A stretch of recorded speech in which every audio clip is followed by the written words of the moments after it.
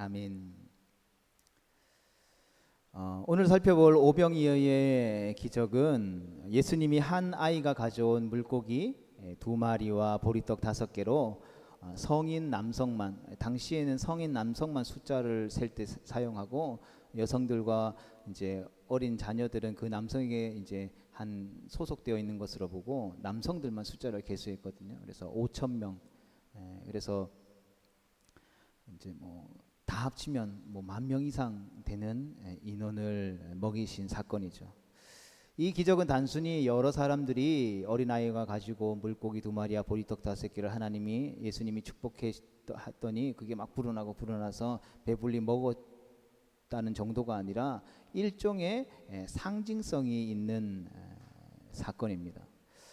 말하자면 화수분 같은 기적이라는 측면에서는 구약의 엘리야나 엘리사가 보여준 기적과도 유사성이 있고, 또 만나를 통해서 이스라엘 백성들을 40년 광야 생활 가운데에 먹이신 하나님의 능력을 상징하는 것도 있다라는 것이죠. 또 오병이어의 기적은 모든 복음서에 기록되어져 있습니다. 공관복음이라고 일컫는 마태복음, 마가복음, 누가복음에서는 기적 그 자체를 서술하는 데 중점을 두지만, 우리가 살펴보고 있는 요한복음의 말씀은 약간 다른 관점으로 이 기적을 보게 되죠. 예를 들면 공관복음서에서는 당시 사람들의 불쌍한 모습들을 보여주면서 예수님이 그들을 불쌍히 여기고 이 기적을 베푸셨다라고 설명합니다. 우리 마태복음과 마가복음의 말씀을 연속해서 보겠습니다. 시작. 예수께서 나오사 큰 무리를 보시고 불쌍히 여기사 그 중에 있는 병자를 고쳐 주시니라. 예수께서 나오사 큰 무리를 보시고 그 목자 없는 양 같음으로 인하여 불쌍히 여기사 이에 여러 가지로 가르치시더라. 아멘. 그리고 예수님이 제자들에게 먹을 것을 주라고 명하셨다라고 합니다. 우리 마태복음과 마가복음 이어서 계속해서 보겠습니다. 시작. 예수께서 이르시되 갈 것 없다 너희가 먹을 것을 주라. 대답하여 이르시되 너희가 먹을 것을 주라 하시니 여짜오되 우리가 가서 200데나리온의 떡을 사다 먹이리이까. 아멘. 반면에 우리가 살펴보고 있는 요한복음에서는 이 상황을 보는 시각이 조금 다른 데 있습니다. 예수님은 많은 사람들이 굶고 있는 상황을 제자들에게 어떻게 해결하려고 하는지를 보셨으며, 이 기적을 통해서 그들을 훈련시키려는 목적을 더 강조하고 있는 것이죠. 즉 기적 자체가 중요한 것이 아니라 기적을 통하여서 예수님은 당신의 제자들이 무엇인가를 배우기를 원하셨다라는 것이죠. 그것에 더 중점을 두고 있다라는 것입니다. 그리고 이 기적의 사건 이후의 일들을 통해서 기적을 경험한 사람들이 무엇을 깨닫고 또 어떻게 변해가는지 사건의 후기를 더 자세히 보여주고 기록하고 있는 것을 보게 되는 것이죠. 먼저 요한복음은 기적을 경험한 사람들, 즉 물고기와 보리떡으로 배부르게 먹었던 5,000명의 사람들이 예수님을 다음과 같이 인식했다라고 말해줍니다. 14절 말씀입니다. 시작.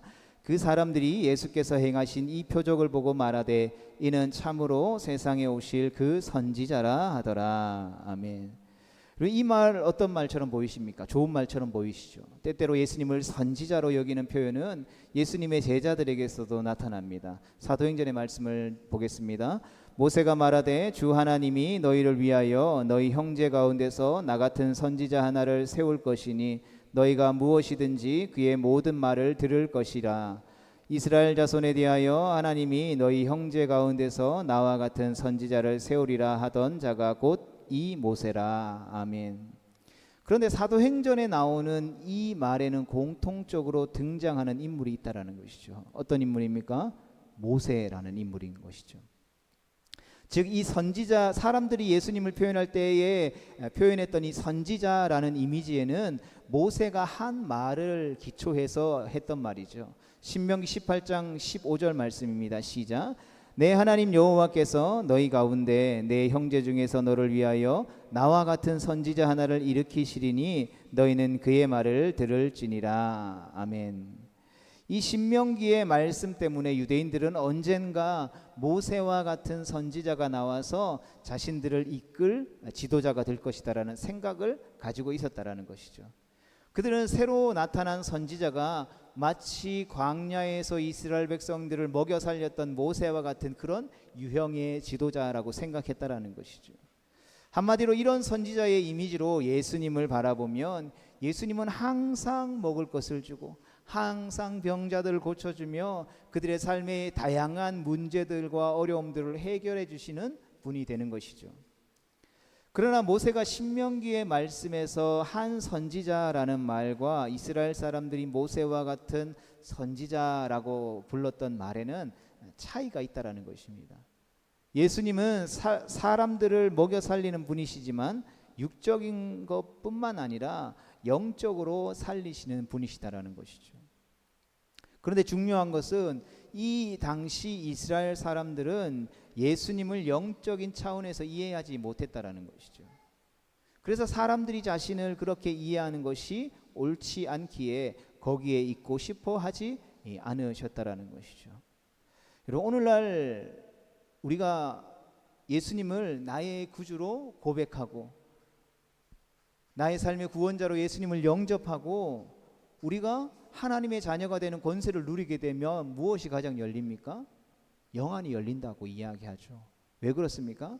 하나님은 영이시니 예배하는 자가 영과 진리로 예배할지니라 했죠. 하나님이 영이신데 예배하는 우리가 육적인 것으로 하나님을 예배할 수 있다라고 말합니까? 없다라고 말합니까? 없다라고 예수님이 분명하게 못 받고 계시죠.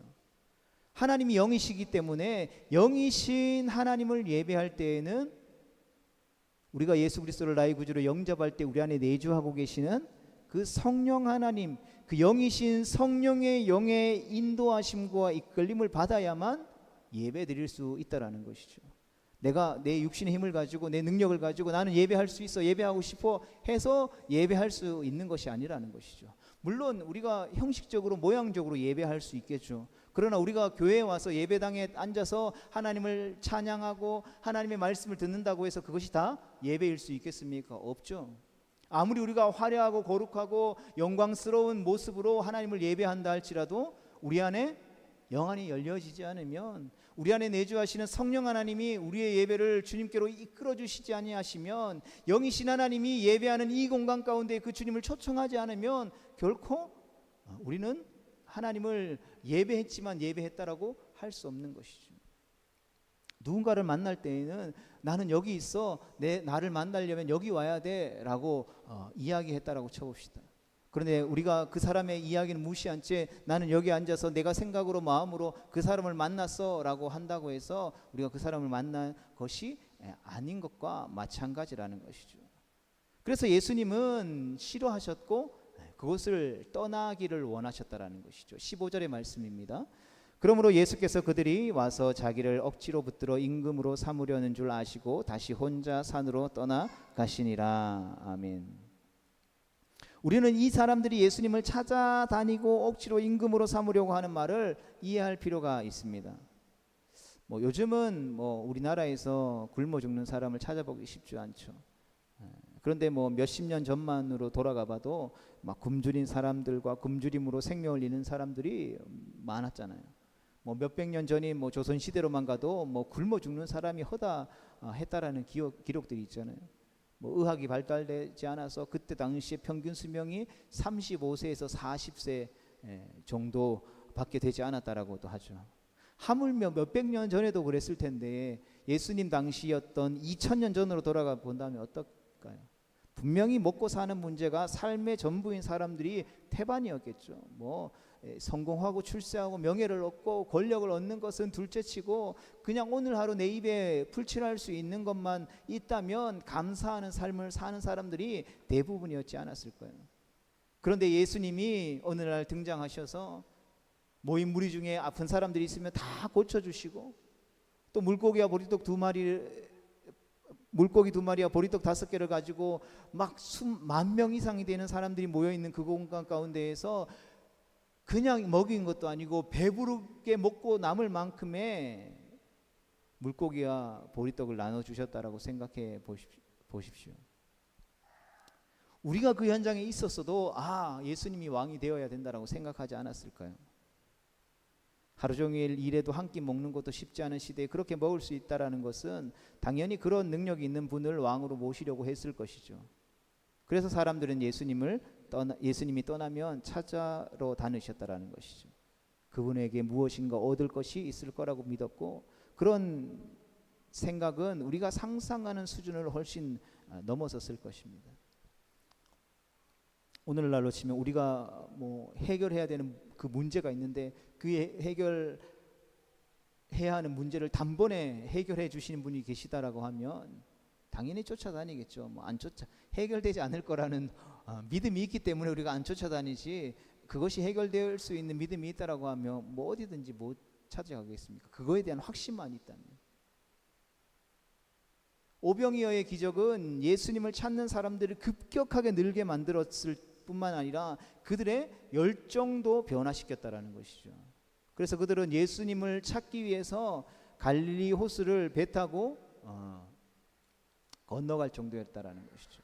뭐 그냥 지도로 표현되어 있기 때문에 좀 짧아 보이지만 저기 이제 동그라미 쳐져 있는 곳에서 저기 11시 50분 정도 되는 지역이 가버나움이라는 지역이거든요. 요한복음 6장 24절과 25절에 보면 예수님이 떠난 예수님을 찾기 위해서 사람들이 막 배 타고 그냥 걸어가도 뭐 하루 종일 걸어가야 되는 거리이지 않겠습니까? 찾으러 갔다라는 것이죠. 성대로 예수님께서 이런 사람들을 분명히 불쌍히 여겼지만 계속해서 먹을 것을 주는 것이 답이 아니라는 것을 알고 계셨다라는 것이죠. 아무리 배고픔을 해결해 준다 하더라도 진리를 깨닫지 못하고 본질을 알지 못하면 배부른 것이 의미가 없기 때문이라는 것이죠. 그래서 예수님께서는 복음은 모르면서 단지 떡을 먹을 수 있다라고 생각하는 사람들을 향해 요한복음 6장 26절의 말씀을 통해서 이렇게 말씀하십니다. 같이 봅니다. 예수께서 대답하여 이르시되 내가 진실로 진실로 너희에게 이르노니 너희가 나를 찾는 것은 표적을 본 까닭이 아니요 떡을 먹고 배부른 까닭이로다. 아멘. 그리고 27절에서 이렇게 말씀합니다. 썩을 양식을 위하여 일하지 말고 영생하도록 있는 양식을 위하여 하라. 이 양식은 인자가 너희에게 주리니 인자는 아버지 하나님께서 인치신 자니라. 아멘. 육적인 것을 쫓아다니는 백성들을 향하여서 예수님은 내가 원하는 것은 썩을 양식이 아닌 영생하도록 있는 양식을 위해 일하는 것이며 이 양식은 예수님께서 구하는 자에게 주시겠다라고 말씀하시죠. 이는 수가성 여인을 향해 하신 예수님의 말씀을 생각나게 하는 말씀이죠. 예수께서 대답하여 이르시되 이 물을 마시는 자마다 다시 목마르려니와 내가 주는 물을 마시는 자는 영원히 목마르지 아니하리니 내가 주는 물은 그 속에서 영생하도록 솟아나는 샘물이 되리라. 아멘. 성도 여러분, 오병이어의 기적이 되었든 또 다른 기적이 되었든 무엇이 되었든지 간에 그것을 먹어도 다시 배가 고프다라는 것이죠. 가버나움에서 물을 포도주로 만드셨는데 그 포도주를 먹겠다고 평생 술에 취해 안 깨는 것도 아니라는 것이죠. 그러하기에 기적이라고 하는 것은 물론 기적이 가지고 있는 순기능도 있죠. 그러나 기적이 가지고 있는 본질적인 것은 이 기적이 일종의 표지판의 역할을 한다라는 것이죠. 일종의 화살표의 역할을 한다라는 것이죠. 그 기적이라는 사건들을 통해서 예수님이 사람들의 시선을 향하도록 가르치고 계신 것이 따로 있다라는 의미라는 것이죠. 그러하게 우리가 그 기적을 통해서 기적에 함몰되어서 사로잡혀서 기적만 보는 것이 아니라 그 기적을 통해서 바라보게 하시는 화살표, 이정표를 향해서 나아가야 한다는 것이죠. 그 기적인 화살표를 붙들고 있는 것은 잘못된 행동이라는 것입니다. 그러자 이제 사람들이 묻게 되죠. 28절 말씀입니다. 같이 봅니다. 그들이 묻되 우리가 어떻게 하여야 하나님의 일을 하오리까? 예수님이 하신 질문에 이제 대답하는 거죠. 그러자 예수님이 이렇게 대답합니다. 예수께서 대답하여 이르시되 하나님께서 보내신 이를 믿는 것이 하나님의 일이니라 하시니라. 아멘. 예수님이 기적을 베푸신 이유는 사람들로 하여금 하나님의 일을 하게 하는 것이며 이것은 바로 하나님이 보내신 이, 즉 예수님을 믿게 하는 일이라는 것이죠. 우리가 이렇게 예배 드리는데 육신의 아픔이 있어서 기도해 줬는데 나았다고 생각해 봅시다. 어떻게 이런 기적이? 그런데 그렇게 기적을 통해서 병을 고침받은 사람에게 예수님 믿으세요 라고 이야기하면 10명 중에 몇 명이 예수님을 믿게 될까요? 우리가 생각하기에 그런 기적 본 적도 없으니까 그런 기적 베풀면 이 산동 지역의 동네 사람들 다 와서 예수님 믿지 않을까요? 라고 생각하고 이야기할 수도 있겠죠. 그런데 이 정도면 이스라엘 백성들도 알아들을 만해야죠. 예수님이 베푸신 기적이 한두 번이겠습니까? 이 사람들이 다시 30절 31절에 이렇게 묻습니다. 같이 봅니다. 시작. 그들이 묻되 그러면 우리가 보고 당신을 믿도록 행하시는 표적이 무엇이니까 하시는 일이 무엇이니까 기록된 바 하늘에서 그들에게 떡을 주어 먹게 하였다 함과 같이 우리 조상들은 광야에서 만나를 먹었나이다. 아멘. 쉽게 말하면 우리가 모세를 선지자로 알고 있었던 것은 그들에게 먹을 것을 주었기 때문이라는 것이죠. 그러니까 우리가 당신을 선지자로 믿고 싶은데 당신도 모세처럼 우리에게 광야 40년 동안 하루도 빠짐없이 만나와 메추라기를 먹여 주었던 것처럼 모세가 우리에게 먹을 것을 줄 수 있냐라고 지금 묻고 있는 것이죠. 지금까지 예수님이 행하신 일들을 보고도 이런 말을 하는 것을 볼 때에 그들은 복음에는 예수님이 말씀하신 하나님의 일, 하나님의 일을 위해서 보내신 예수님을 믿는 것에는 전혀 관심이 없었다라는 것을 알 수 있는 것이죠. 여러분, 하나님이 기적이라는 것을 통해서 사람들을 예수님께로 인도하고 예수님을 믿도록 사람들이 그렇게 믿게 된다면 곳곳에서 교회들마다 다 기적이 일어나지 않을까요? 그렇게 해서 예수님을 믿을 수 있게 된다면 다 그렇게 하시지 않았을까요? 그런데 우리 주님이 뭐라고 말씀하십니까? 그런 것들로 물론 필요하겠죠. 그러나 그런 것을 원하는 것이 아니라 전도의 미련한 방법을 사용하시겠다라는 것이죠.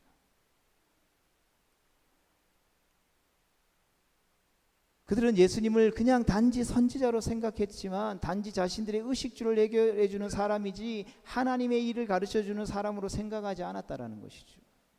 예수님이 병만 고쳐 주셨겠습니까? 기적만 일으켰겠습니까? 하나님의 말씀을 서기관들이 그 말씀을 연구하던 당시의 서기관들이 놀랍게 여길 정도로 풀어서 그들에게 설교해 주셨다라는 것이죠. 그럼에도 불구하고 이스라엘 백성들은 관심 없었다라는 것이죠. 성도 여러분, 요한복음에는 예수님을 만나게 된 여러 사람들이 등장합니다. 세례 요한의 제자들이나 예수님의 제자들, 그리고 니고데모, 수가성의 여인 등 하나님의 나라와 참된 예배와 같은 것에 관심이 있던 사람들이었죠. 이들은 예수님께서 새로운 세상을 여는 메시아라는 점에 주목했습니다. 그런데 오병이어의 기적 후에 예수님을 찾아다녔던 사람들을 보면 그런 사람들이 아닌 것을 보게 되는 것이죠. 그러니까 이 사람들은 예수님이 하시는 역할이란 곧 소위 말해서 잘 먹고 잘 살게 하는 것이라고 여겼다라는 것이죠. 오늘도 마찬가지이지 않을까요? 예수 믿으면 모든 사람들이 다 잘 먹고 잘 사는 줄 생각하는 것이죠. 그리고 내 삶이 망하거나 실패하거나 아픔과 고통과 슬픔으로 가득하게 되면 예수님을 떠나는 사람들이 비일비재하잖아요. 그전에는 예수님을 잘 믿는다라고 생각했는데도. 그런데 이는 예수님 당시에도 그랬고 오늘날도 매우 현실적이라고 말할 수 있을 것입니다. 그러니까 본문에 기록되어져 있는 요한복음 6장의 말씀을 이렇게 쭉 살펴보다 보면 이들의 모습과 우리의 모습 속에는 유사한 면이 있다는 것을 발견하게 되는 것이죠. 우리가 교회에 나와서 예수님을 믿게 되는 신앙의 목적이 무엇입니까? 좀 더 본질적으로 우리가 냉정하게 질문을 우리 스스로에게 던져보면 우리로 하여금 예수님을 믿게 만드는 일은 무엇입니까? 어떤 인생에 해결되지 않는 문제들을 예수님을 믿음으로 해결받았습니까? 아니면 인생에 해결되지 않는 문제들을 예수님께 나오면 해결되지 않을까라는 막연한 기대를 가지고 나왔습니까? 우리는 그런 경우들 너무나도 많이 봤죠. 예를 들어 기도를 통해서 병이 완치되거나 생업이나 직장의 문이 열리고 가정의 문제들이 해결되어지는 경우들이 있으며 이를 통해서 예수님을 믿게 되는 사람들이 너무나도 많죠. 그런데 앞에서도 말씀드렸던 것처럼 이런 일들은 표지판이자 화살표일 뿐이라는 것이죠. 그런 일들을 통해 우리가 예수님을 만나는 것이지 우리의 삶의 어떤 현실적인 문제의 해결이 신앙의 목적이 아니라는 것이죠. 내가 직장이 안 구해졌는데 예수님을 믿는다고 내일부터 당장 막 고액 연봉을 받는 직장으로 내가 출근하게 되는 것이 아니라는 것이죠. 지난주에 말씀을 살펴보았던 것처럼 38년 된 병자의 이야기에서도 우리는 같은 교훈을 얻을 수 있다라는 것이죠. 예수님이 그의 병을 고쳐주신 이유는 그냥 그의 병이 오래되었고 불쌍했기 때문이 아니라 그가 예수님을 만나서 죄에서 벗어나 새로운 하나님의 백성이 되게 하는 것이 목적이었다는 것이죠. 그래서 사람들의 시기와 질투에 모함과 핍박을 당할 이유가 있음에도 불구하고 그러한 사실이 용이함에도 불구하고 다시 그 병자에게 찾아가셔서 말씀하시잖아요. 더 심한 것이 생기지 않도록 죄를 범하지 말라고 권면하시죠. 즉 그의 고침받은 병을 통해서 예수님을 구세주로 믿게 된다면 그의 병이 고침받는 것은 의미 있는 일이 되는 것이죠. 그러나 그렇게 되지 않는다면 그 병 고침은 그로 하여금 더 큰 죄를 지을 수 있게 하는 또 다른 시작일 뿐이라는 것이죠. 물질의 어려움을 겪고 있는 사람에게 하나님이 갑자기 로또가 당첨되게 해주셨다라고 생각해 봅시다. 그것들을 통해서 살아계신 하나님, 내가 그동안 부유하게 해달라고 하나님 앞에 기도했던 기도의 응답이 되어졌다라는 것을 통해서 그 물질의 존재와 상관없이 하나님이 진짜 살아계시는구나, 하나님을 내가 이제 진짜 신뢰하고 믿어야 되겠구나라는 것들로 자리로 나아가게 된다면 그렇게 로또 당첨된 것이 그에게 복이 될 수 있겠지만 그것이 당첨됨으로 인하여서 그의 삶이 더 피폐해지고 더 죄악을 사모하는 일들 가운데로 빠져들게 된다면 당첨되지 않느니만 더 못한 일들이 될 수 있다라는 것이죠. 우리는 예수님께 우리가 예수님을 믿게 만드는 기적을 요구할 때가 있죠. 그것이 작은 것이든 큰 것이든 그런 기도를 할 때가 있습니다. 목사님 저도 마찬가지죠. 그리고 주님은 그런 기도에 응답해 주실 때도 있다라는 것이죠. 그러나 중요한 것은 그런 기적이 아니라 예수님을 믿는 일이라는 것을 잊지 말아야 하는 것입니다.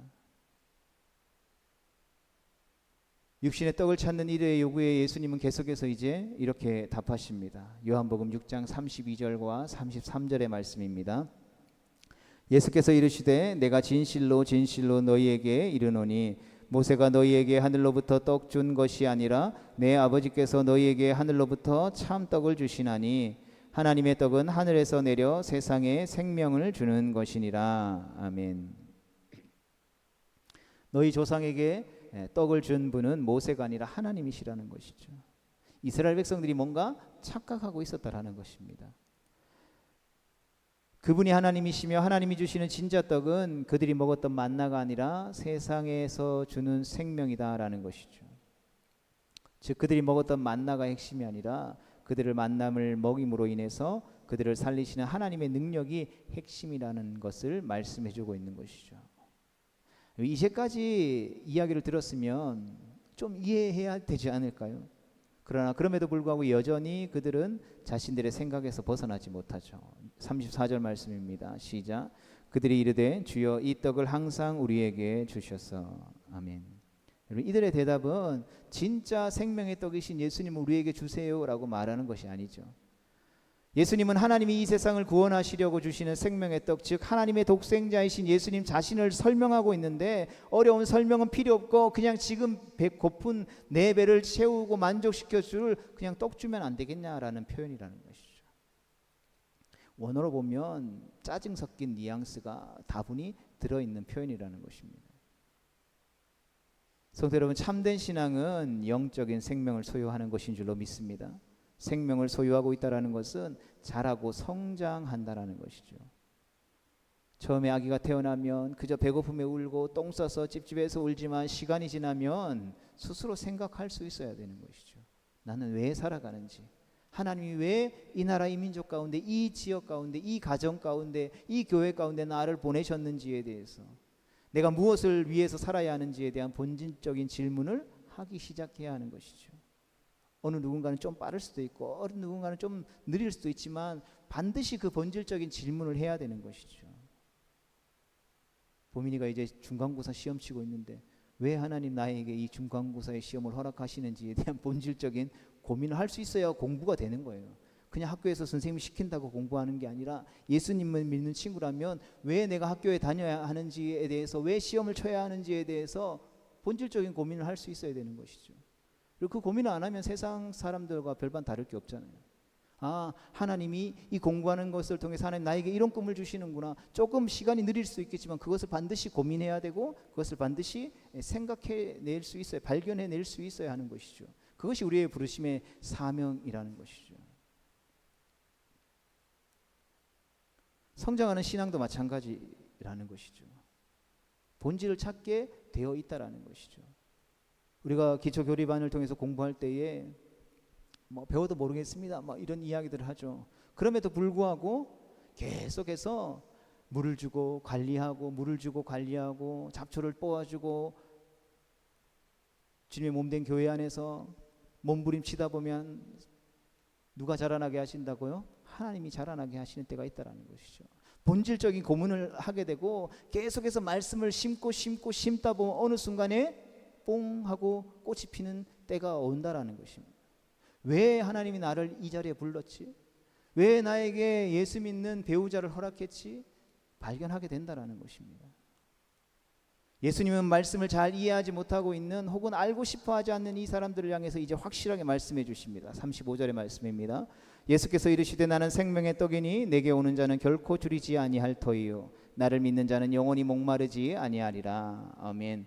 사마리아 수가성 여인에게 말씀하셨던 것처럼 예수님이 자신을 영원히 목마르지 않는 물, 영원히 줄이지 않는 떡과 같이 비유하는 말씀은 요한복음에 여러 번 등장합니다.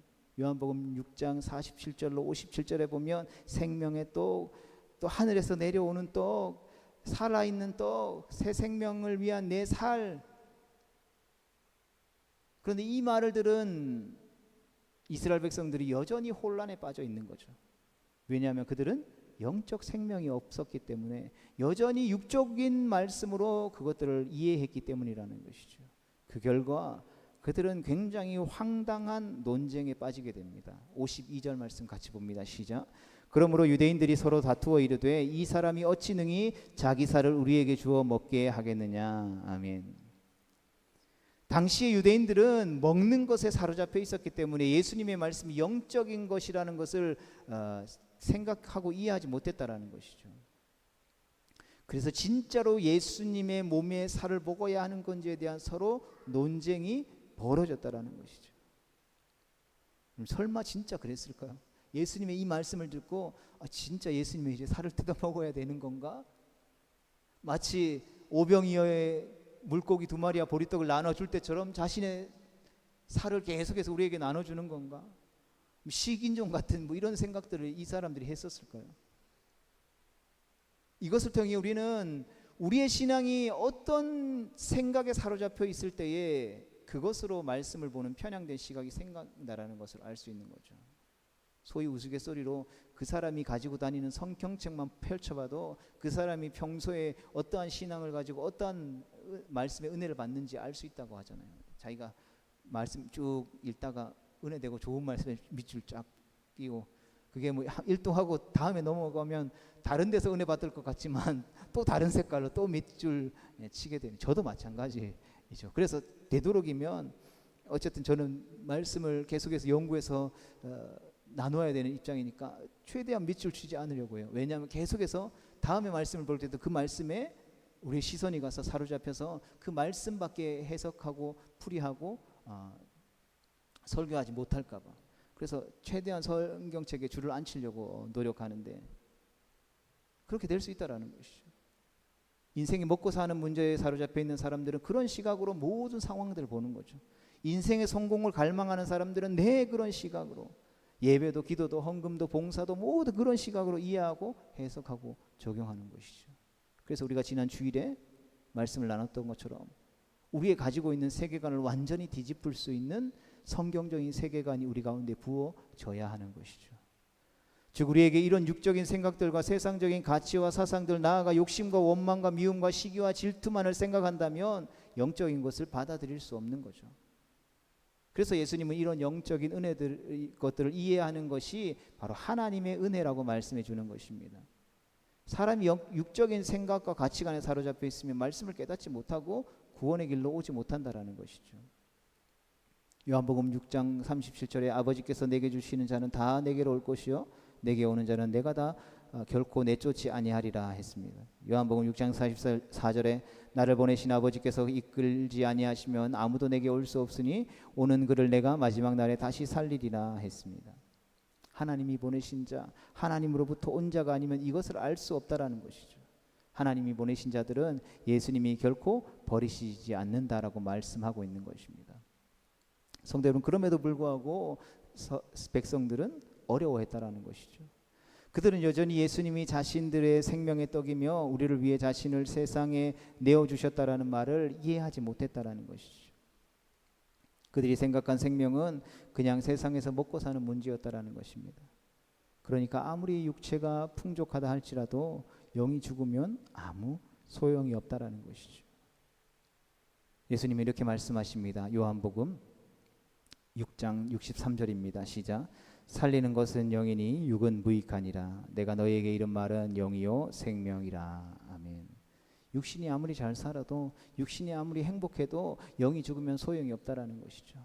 왜 우리가 믿지 않는 세상의 사람들을 향해서 국률한 마음으로 눈물을 흘리며 그들의 구원을 위해서 기도하고 그들을 위해서 복음을 전하는 것입니까? 세상적인 가치로 보면 그들과 우리가 서로 비교해서 봤었을 때 우리가 더 불쌍하고 더 부족하죠. 그럼에도 불구하고 왜 우리는 그들이 불쌍하다고 눈물을 흘리고 그들에게 복음을 전하는 것이겠습니까?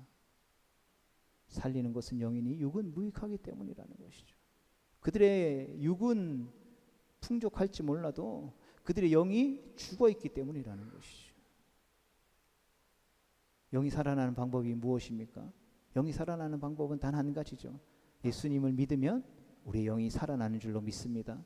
그가 우리를 위해 살과 피를 주셨다라는 것을 믿고 그분의 말씀에 순종하면 우리의 영이 살아나는 거예요. 그리고 이 영이 살아나는 사람이 영이신 하나님께 참되게 예배하는 사람이 되어지는 것입니다. 이것을 이해하지 못하면 예수님을 믿을 수 없고 신앙도 가질 수 없는 것이죠. 예수님을 믿는다라고 착각하고 교회에 나와서 종교 생활을 하지만 결국 속빈 강정이 될 수밖에 없다라는 것이죠. 요한복음 6장의 대화 끝에 이제 이런 말씀이 기록되어져 있습니다. 요한복음 6장 66절 말씀입니다. 시작. 그때부터 그의 제자 중에서 많은 사람이 떠나가고 다시 그와 함께 다니지 아니하더라. 아멘. 결국에는 먹을 것 좀 달라고 투덜투덜 대는데 먹을 것을 주지 않으니까 사람들이 그의 곁을 이제 다 별 볼 일 없다 생각하고 떠나 버렸다라는 것이죠. 영적인 예수님의 말씀을 육적으로 결코 이해할 수 없다라는 것이죠.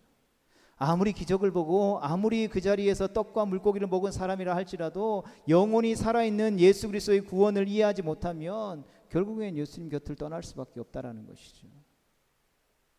그래서 교회는 육적인 곳이 아니라 영적인 곳이 되어야 하는 것이죠. 교회는 물론 많이 나오는 게 좋죠. 많이 나와서 사람들의 마음을 좋게 하고 기분을 좋게 하고 어떤 쉼을 주고 평안을 주는 거 좋죠. 그러나 그것이 영원한 생명을 가져다 주지 못하는 것이죠. 그러하기에 교회는 진리를 선포할 수 있어야 되는 것이죠. 생명을 선포할 수 있어야 하는 것입니다. 사람의 마음을 만족해 하는 말씀이 아니라 하나님이 지금 들어야 한다라고 말씀하시는 그 말씀을 뼈를 깎는 심정으로 함께 나누고 그 말씀 앞에 영이 살아나도록 기도할 수 있어야 하는 것입니다. 예수님은 남아있는 제자들을 향해 이렇게 물으십니다. 같이 봅니다. 시작. 예수께서 12 제자에게 이르시되 너희도 가려느냐. 그때 시몬 베드로가 이렇게 대답합니다. 시몬 베드로가 대답하되 주여 영생의 말씀이 주께 있사오니 우리가 누구에게로 가오리이까. 한 번 더 읽습니다. 시작. 시몬 베드로가 대답하여되 주여 영생의 말씀이 주께 있사오니 우리가 누구에게로 가오리까. 아멘. 하나님은 영생의 말씀, 생명의 말씀, 우리의 영을 살리는 참된 하나님의 떡이신 예수님을 우리에게 주신 것입니다. 하나님 또한 우리의 생명이신 예수님께로 우리를 이끌어 주셨다라는 것이죠. 우리는 이 예배를 통해 오늘 주신 이 말씀을 통해 오병이어의 기적에 집중하는 것이 아니라 그 기적을 통해서 가르치고 계신 생명의 떡이신 생명수가 되시는 예수님을 만날 수 있어야 하는 줄로 믿습니다. 생명의 떡을 먹고 참된 생명의 음료수를 마셔야 할 줄로 믿습니다. 왜냐하면 그래야 우리의 영이 살아나고 참된 하나님의 백성이 되어질 수 있기 때문인 것입니다. 바라기는 그런 은혜가 오늘 예배하는 우리의 삶 가운데에 충만하게 임하게 되기를 주님의 이름으로 축복합니다. 기도하